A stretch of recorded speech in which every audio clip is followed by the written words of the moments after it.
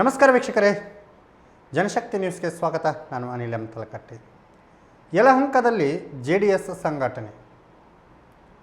ಸ್ನೇಹಿತರೆ, ಯಲಹಂಕ ವಿಧಾನಸಭಾ ಕ್ಷೇತ್ರದಲ್ಲಿ JDS ಒಂದಷ್ಟು ಮತಗಳನ್ನು ಹೊಂದಿರತಕ್ಕಂಥ ಕ್ಷೇತ್ರ ಯಲಹಂಕ ವಿಧಾನಸಭಾ ಕ್ಷೇತ್ರ. ಈ ಹಿಂದೆ ಯಲಹಂಕ ವಿಧಾನಸಭಾ ಕ್ಷೇತ್ರದಲ್ಲಿ ಕವಿತಾ ರೆಡ್ಡಿಯವರು ಅಧ್ಯಕ್ಷರಾಗಿದ್ದರು. ಒಂದಷ್ಟು ಸಂಘಟನೆಯನ್ನು ಮಾಡಿದ್ರು, ಆದರೆ ಸರಿಯಾದ ಸ್ಪಂದನೆ ಸಿಗದೇ ಇರೋದರಿಂದ ಯಶಸ್ಸನ್ನು ಕೂಡ ಕಾಣಲಿಲ್ಲ. ಅದೇ ರೀತಿ SP ಕೃಷ್ಣಪ್ಪ ಅವರು ಕೂಡ JDS ಅಧ್ಯಕ್ಷರಾಗಿ ಅಧಿಕಾರವನ್ನು ತಗೊಂಡ್ರು. ಸರಿಯಾದ ಸ್ಪಂದನೆ ಸಿಗದೇ ಇರೋ ಕಾರಣ ಅವರು ಕೂಡ ಯಶಸ್ಸನ್ನು ಕಾಣಲಿಲ್ಲ. ಯಾಕೆ ಸರಿಯಾದ ಸ್ಪಂದನೆ ಸಿಗೋದಿಲ್ಲ ಅಂದರೆ, ಯಲಹಂಕ ವಿಧಾನಸಭಾ ಕ್ಷೇತ್ರದಲ್ಲಿ ಎಲ್ಲರೂ ಹೇಳೋ ಹಾಗೆ JDSನಲ್ಲಿ ಹೋದ ಪುಟ ಬಂದ ಪುಟ ಅಂತಕ್ಕಂಥದ್ದು. ಸ್ಪರ್ಧೆಯನ್ನು ಮಾಡ್ತಾರೆ, ಮತ್ತು ಕ್ಷೇತ್ರಕ್ಕೆ ಬರಲ್ಲ, ಅಥವಾ ಇವರೇ ಕ್ಷೇತ್ರಕ್ಕೆ ಸೇರಿಸ್ದೇ ಇರಬಹುದು. ಇದರ ಒಳಮರ್ಮ ಗೊತ್ತಿಲ್ಲ, ಆದರೆ ಸ್ಪರ್ಧೆ ಮಾಡಿರ್ತಕ್ಕಂಥವ್ರು ವಾಪಸ್ ಬರದೇ ಇರೋದು JDSನ ದುರಾದೃಷ್ಟ. ಈಗ ಹಾಲಿ ಅಧ್ಯಕ್ಷರು JDSನ್ನು ತಳಮಟ್ಟದಿಂದ ಸಂಘಟನೆ ಮಾಡಬೇಕು ಅಂತೇಳಿ ಹೊರಟಿದ್ದಾರೆ. ಅಂದರೆ ಬೂತ್ ಮಟ್ಟದಲ್ಲಿ ಸಂಘಟನೆಯನ್ನು ಈಗಲೇ ಮಾಡಬೇಕು. ಯಲಹಂಕ ವಿಧಾನಸಭಾ ಕ್ಷೇತ್ರದಲ್ಲಿ ಬೂತ್ ಮಟ್ಟದ ಸಂಘಟನೆಯನ್ನು ಮಾಡಬೇಕು. ಚುನಾವಣೆ ಇನ್ನು 3 ವರ್ಷ ಇದೆ. ಈಗಲೇ ಬೂತ್ ಮಟ್ಟದ ಸಂಘಟನೆಯನ್ನು ಮಾಡಬೇಕು, ಪಕ್ಷವನ್ನು ಗಟ್ಟಿಯಾಗಿ ಕಟ್ಟಬೇಕು ಅಂತಕ್ಕಂಥ. ಯಾಕೆ ಈ ನಿರ್ಧಾರವನ್ನು ಹಾಲಿ ಅಧ್ಯಕ್ಷರು ವೇಣುಗೋಪಾಲ್ ಅವರು ತಗೊಂಡ್ರು ಅಂತಕ್ಕಂಥದ್ದು. ಈಗಾಗಲೇ NDA ಮೈತ್ರಿ ಅಂತಕ್ಕಂಥದ್ದು ಎಲ್ರಿಗೂ ಗೊತ್ತಿರ್ತಕ್ಕಂಥ ವಿಚಾರ. ಈ ಕ್ಷೇತ್ರವನ್ನು BJPಗೆ ಬಿಡಬಹುದು ಅನ್ನೋ ಮಾತುಗಳು ಕೂಡ ಇದೆ.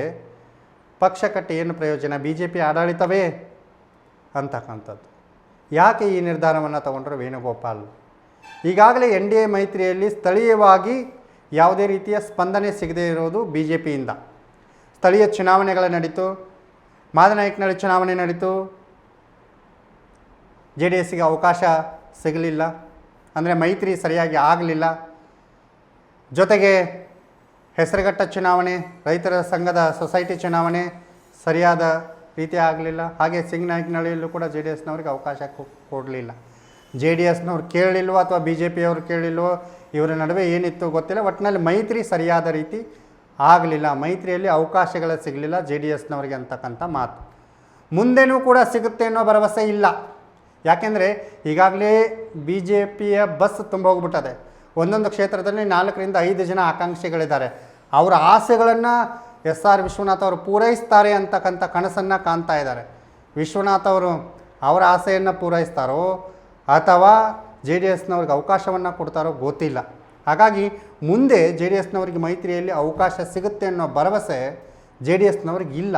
ಹಾಗಾಗಿ ಸ್ಥಳೀಯವಾಗಿ ಸಂಘಟನೆಯನ್ನು ಬೂತ್ ಮಟ್ಟದಲ್ಲಿ ಮಾಡೋದರಿಂದ ಮುಂದಿನ ಜಿಲ್ಲಾ ಪಂಚಾಯಿತಿ, ತಾಲೂಕು ಪಂಚಾಯಿತಿ, ಕಾರ್ಪೊರೇಷನ್ನು, ನಗರಸಭೆಗಳಲ್ಲಿ ಹೆಚ್ಚಿನ ಸ್ಥಾನಗಳನ್ನು ಗೆಲ್ಲಿಸ್ಕೊಳ್ಳಬೇಕು ಅನ್ನೋದು ವೇಣುಗೋಪಾಲ್ ಅವರ ಒಂದು ಆಸೆ. ಇದಕ್ಕೆ ಎಲ್ಲ ರೀತಿಯಿಂದಲೂ ಕೂಡ ಮಾಜಿ ವಿಧಾನ ಪರಿಷತ್ ಸದಸ್ಯ ಕೃಷ್ಣಪ್ಪ ಸಹಕಾರವನ್ನು ಕೊಡ್ತಾ ಇದ್ದಾರೆ, ಜೊತೆಗೆ ಮಾರ್ಗದರ್ಶನವನ್ನು ಕೊಡ್ತಾ ಇದ್ದಾರೆ. ಮುಂದೆ ಆದರೂ JDS ಪಕ್ಷವನ್ನು ಸದೃಢವಾಗಿ ಕ್ಷೇತ್ರದಲ್ಲಿ ಕಟ್ಟೋಣ ಅಂತಕ್ಕಂಥದ್ದು ಕೃಷ್ಣಪ್ಪ ಅವರ ಒಂದು ಆಸೆ ಅನಿಸುತ್ತೆ. ಆ ನಿಟ್ಟಿನಲ್ಲಿ ಅವರ ಮಾರ್ಗದರ್ಶನದಲ್ಲಿ ಪಕ್ಷವನ್ನು ವೇಣುಗೋಪಾಲ್ ಅವರು ಕಟ್ತಾ ಇದ್ದಾರೆ ಮುಂದಿನ ಸ್ಥಳೀಯ ಚುನಾವಣೆಗಳಿಗೋಸ್ಕರ.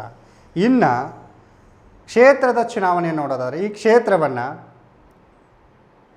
NDA ಮೈತ್ರಿಕೂಟದಲ್ಲಿ ಹೋದಾಗ ವಿಶ್ವನಾಥ್ ಅವರೇ ಮತ್ತೆ ಇಲ್ಲಿ ಅಭ್ಯರ್ಥಿ ಆಗ್ತಾರೆ ಅಂತಕ್ಕಂಥದ್ದು ಒಂದು ಯೋಚನೆ ಮಾಡೋದಾದರೆ, ರಾಜಕೀಯ ಹೀಗೆ ಇರುತ್ತೆ ಅನ್ನೋದು ಗೊತ್ತಾಗೋದಿಲ್ಲ.